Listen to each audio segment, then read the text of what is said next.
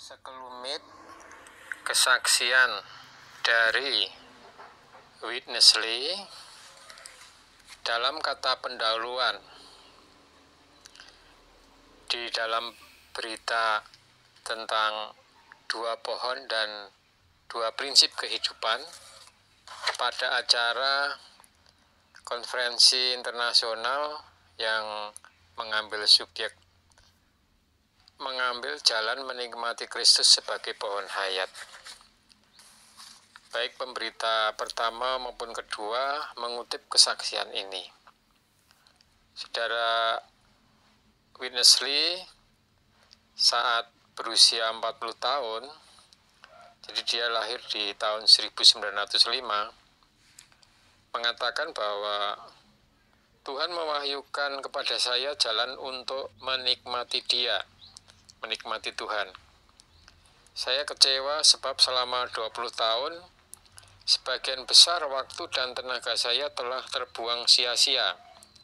Sebagian besar dari doa-doa saya tidak bernilai, dan waktu yang saya luangkan untuk membawa Alkitab, membaca Alkitab dan buku-buku rohani lain, jugalah tidak bernilai. Ini adalah ketika saya menyadari bahwa cara bekerja itu salah dan bahwa cara penuntutan rohani kita juga salah. Karena saya menderita kerugian besar karena mengambil jalan yang salah, saya tidak ingin orang lain mengulangi kesalahan saya.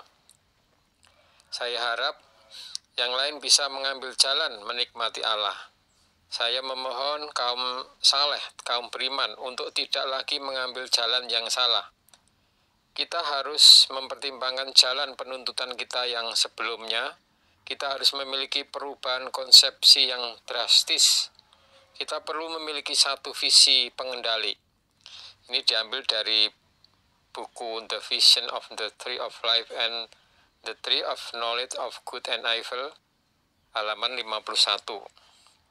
Jadi, saudara Witness Lee ini lahir tahun 1905.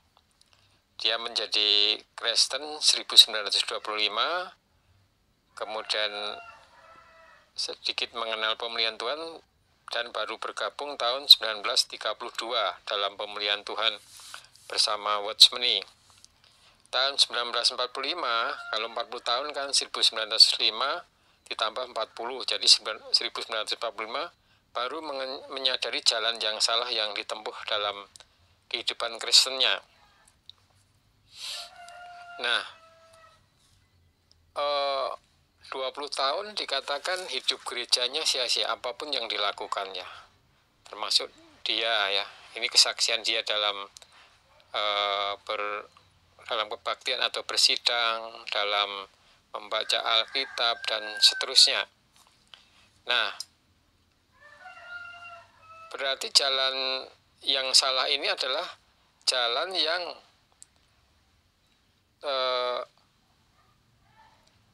tidak mengambil Kristus sebagai kenikmatan, tidak mengambil Kristus sebagai pohon hayat. Jadi dua pohon itu adalah pohon kehidupan atau hayat, dan yang kedua adalah pohon pengetahuan yang baik dan jahat. Nah, kalau saya lihat di Kejadian 2 ayat 9, pengetahuan ini adalah da'at, bahasa Ibraninya, yang artinya adalah knowledge, perception, atau skill. Jadi ada satu persepsi, ada yang mengandalkan keahliannya, pengetahuan keahliannya, atau bisa dikatakan adalah alamiah, ya, alamiahnya. Nah, beban dari berita ini yaitu supaya kita mengambil jalan menikmati Allah. Selain mengambil jalan menikmati Allah, menurut kesaksian saudara Witness Lee tadi, adalah mengambil jalan yang salah. Dia mengatakan bahwa sebenarnya menjadi orang Kristen adalah soal menjalani hidup dalam prinsip hayat. Jadi menjadi orang Kristen adalah perkara hayat. Dan hayat ini berasal dari Allah Tritunggal yang telah melalui proses. Proses pertama dia menjadi manusia, kemudian dia hidup ya, pada saatnya umur 30 tahun baru melayani, memberitakan tentang kerajaan surga ini. Kemudian pada waktunya dia harus menyerahkan dirinya dengan mau diadili oleh pemerintahan Romawi, oleh kaum orang Yahudi saat itu, disalibkan walaupun tidak terbukti kesalahannya, dia mau menjalani demi untuk merampungkan kehendak Allah, yaitu penebusan dosa bagi manusia. Kemudian setelah dia bangkit dari kematiannya, dia menjadi roh yang menghidupkan atau roh hayat ini. Nah, hayat inilah ya yang orang percaya kepada Allah Tritunggal, kepada Yesus, penebusan di sini masuk di dalam orang itu menjadi hayatnya. Memperhidupkan hayat yang ditambahkan, hayat ilahi ya. Jadi waktu manusia lahir dia memiliki hayat juga, yaitu hayat manusia. Orang ini menempuh kehidupan dalam pengetahuan yang benar atau itu salah, pengetahuan yang ini baik itu jahat. Tetapi setelah dia dilahirkan kembali, sudah tidak memakai soal benar salah, soal baik jahat, tetapi soal atau apakah ini berdasarkan hayat apa tidak. Oleh karena itu bebannya di dalam pemberitaan yang berjudul 2 pohon dan 2 prinsip kehidupan ini, Allah ingin supaya kita, kaum beriman ini setelah mendapatkan hayat ilahi di dalam dirinya, dilahirkan kembali menjadi anak-anak Allah, perlu bertumbuh di dalam hayat ini dan hidup berdasarkan hayat ini. Bukan lagi berdasarkan persepsi tadi, baik, jahat, benar, tidak benar. Ada saudara yang mengatakan, ya ini bukan soal pengetahuan. Dalam konteks pohon pengetahuan baik dan jahat itu benar.